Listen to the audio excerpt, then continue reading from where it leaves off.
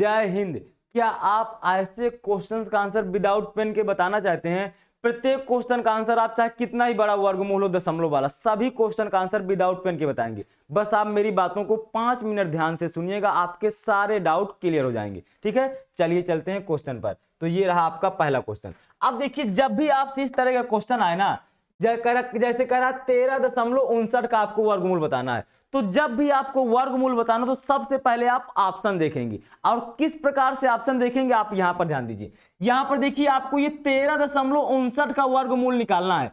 13.59 का वर्गमूल आपको निकालना है, तो यहां पर दशमलव के बाद कितने अंक हैं? तो आप कहेंगे दशमलव के बाद 1 और 2 अंक है। यहां पर दशमलव के बाद इधर देखना है कितने अंक है, 1 और 2। यानी कि यदि आप इस संख्या का वर्गमूल निकालेंगे, यहां पर यदि दशमलव के बाद 2 अंक है, तो जो आपका आंसर आएगा वो सिर्फ और सिर्फ दशमलव के बाद 1 अंक आएगा। सिर्फ और सिर्फ दशमलव के बाद 1 अंक। यदि यहां पर दशमलव के बाद 4 अंक होते, तो जो आपका आंसर आता वो दशमलव के बाद 2 अंक आते। यदि 6 अंक होते दशमलव के बाद, तो जो आपका आंसर आता वो दशमलव के बाद 3 अंक आते। यानी कि सिंपल सी बात है, यदि दशमलव के बाद जितने अंक दिए होंगे, तो यदि आप उसका वर्गमूल निकालेंगे तो उसके आधे अंकों बाद आपका दशमलव लगता है। बस सिंपल सी बात है।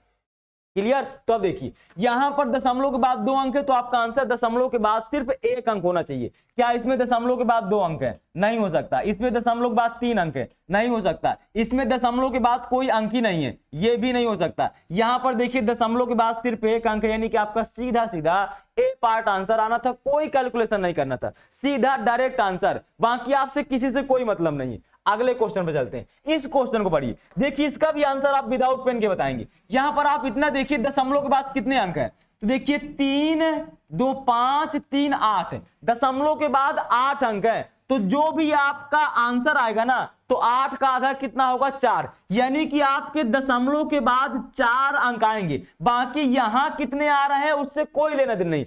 आप सिर्फ दशमलव के बाद 4 अंक देखिए कौन से ऑप्शन में है, तो आप देखेंगे सिर्फ और सिर्फ सी पार्ट एक ऐसा ऑप्शन है आपका जो दशमलव के बाद 4 अंक देख रहा है। यहां पर देखिए दशमलव के बाद 5 अंक है, यहां पर देखिए दशमलव के बाद 6 अंक है, यहां पर दशमलव के बाद 3 अंक है। सिर्फ और सिर्फ सी पार्ट ऐसा है जिसमें दशमलव के बाद 4 अंक है, यही आपका आंसर हो जाएगा। अभी मैं आपको वो वाले भी क्वेश्चन करा रहा हूं जिसमें दशमलव के बाद 2, मतलब जिसमें मान लो इसमें भी दशमलव के बाद 4 अंक हो जाते, तो आप दोनों में से कौन सा सही करते, उसमें भी आपको मैं ले चल रहा हूं। बस 2 मिनट और रुकिए।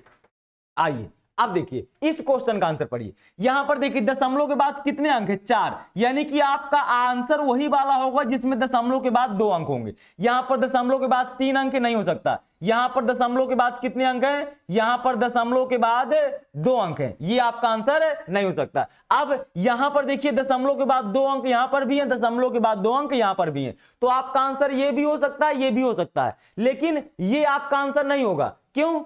क्योंकि यहां पर देखिए ये आपको पता है सीधा सीधा 18 का वर्ग कितना होता है, 324। तो यानी कि आपका ये वाला आंसर हो जाएगा, ये वाला आंसर नहीं होगा। 18 का वर्ग सीधा सीधा आपको पता होता है 324।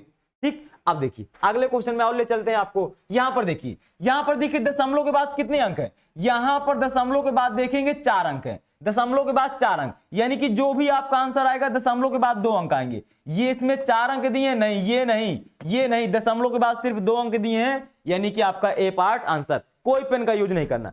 अब देखिए ये वाला आपका सबसे अच्छा क्वेश्चन है, और इस क्वेश्चन में 90% लोग कंफ्यूज होते हैं कि इसका आंसर हम लोग विदाउट पेन के कैसे दें, लेकिन आप इस क्वेश्चन का आंसर भी विदाउट पेन के दे पाएंगे। अब देखिएगा यहां पर एक बात तो आपको पता है कि दशमलव के बाद 4 अंक है, दशमलव के बाद यदि 4 अंक हैं तो जो भी आपका आंसर आएगा दशमलव के बाद 2 अंक आएंगे। लेकिन यहां पर देखेंगे दशमलव के बाद सभी में 2 अंक दिए, तो आप इस वाले लॉजिक से तो इस क्वेश्चन का आंसर नहीं बता सकते, लेकिन आप अब बताएंगे।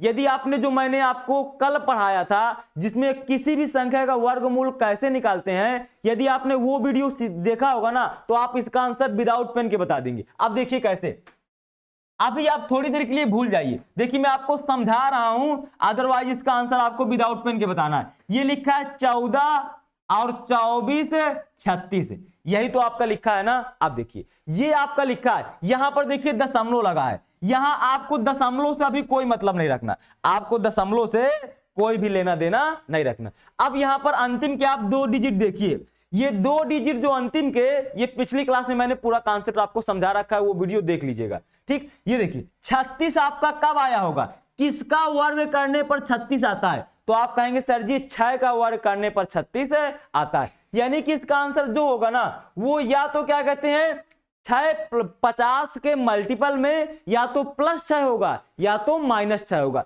अब देखिए यहां पर सारे आंसर आपके 200 के आसपास दिए हैं, यानी कि इसका आंसर जो होगा वो सिर्फ और सिर्फ 200 प्लस होगा। 200 -6 क्यों नहीं हो सकता? क्योंकि यहां पर 200 से छोटा कोई ऑप्शन नहीं दिया। जो भी आपका आंसर होगा या तो 200 +6 होगा या तो 200 -6 होगा, लेकिन यहां पर 200 -6 नहीं हो सकता। क्यों? क्योंकि 200 से छोटा कोई ऑप्शन नहीं दिया। अब ये इसका आंसर होगा 200 +6, यानी कि इसका आंसर जो होगा 206 होगा, लेकिन आपको दशमलव कितने अंक बाद लगाना है? 2 अंक बाद, यानी कि इसका आंसर होगा 2.06। कौन सा होगा? D part. तो आपको पिछली वाली क्लास का कॉन्सेप्ट पता होता तो आप इस क्वेश्चन को भी विदाउट पेन के बता पाते, लेकिन पहले आपको वही चीज देखना है कि दशमलव के बाद कितने अंक आएंगे। 90% क्वेश्चन आपके उसी मेथड से हो जाएंगे जो आपको पहले बताया। यदि जिस क्वेश्चन में आपके 2 विकल्प मैच कर रहे हैं तो उसमें फिर आप ये वाला वर्गमूल वाला कॉन्सेप्ट लगा देंगे। यदि आपको वीडियो पसंद आया हो और आपको इस वीडियो से थोड़ा बहुत कुछ सीखने को मिला हो